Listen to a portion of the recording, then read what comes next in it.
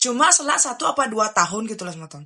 Dan biayanya itu memang ditanggung oleh orang tuanya Gek Putu. Dan otomatis di rumah sekecil itu Gek Putu punya 3 ipar. Dan yang bikin tai kepolo, ipar-iparnya Gek Putu ini tipikal ipar-ipar yang tidak tahu diri dan juga tidak sadar diri.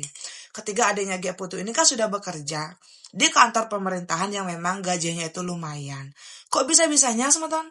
Setiap adiknya Gek Putu ini gajian ya, adik iparnya selalu saja bertengkar dengan ibunya Gek Putu hanya karena pengaturan kecer yang katanya si adiknya Gek Putu ini terlalu memberikan uang banyak kepada ibunya Gek Putu, yang padahal ya iparnya Gek Putu ini dan juga adik-adiknya Gek Putu masih medem di rumah orang tuanya Gek Putu.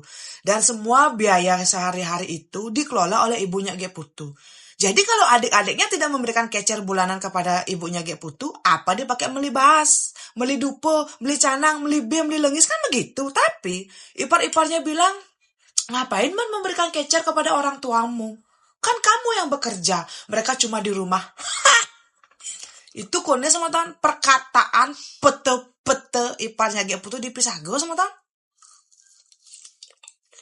Ada itu juga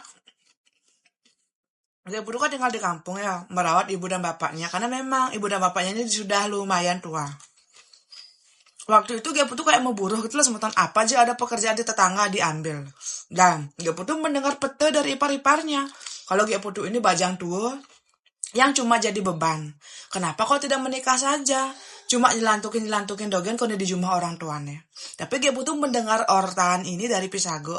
Gek Putu merasa tertampar. Dia yang bekerja bertahun-tahun demi bisa ngasuh adiknya, kok seperti itu?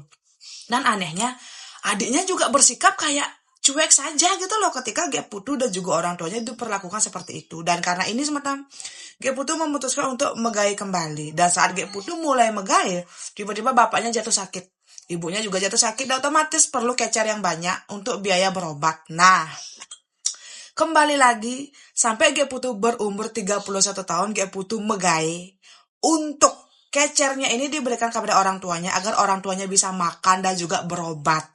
Karena waktu itu ya situasi rumah tangga orang tua dan juga menantu-menantunya ini kayak bener-bener tai kepulu gitu loh teman-teman. Nah setelah Gek Putu berumur 31 tahun akhirnya ya ibunya meninggal dan 1 tahun kemudian bapaknya meninggal. Dan yang tersisa hanya Gek Putu, ketiga adik dan juga ketiga iparnya yang berkele. Dan saat itu teman-teman, Gek Putu baru sadar kalau bertahun-tahun dia bekerja, dia tidak punya tabungan. Bertahun-tahun juga dia bekerja, uangnya hanya dihabiskan untuk biaya pengobatan orang tuanya.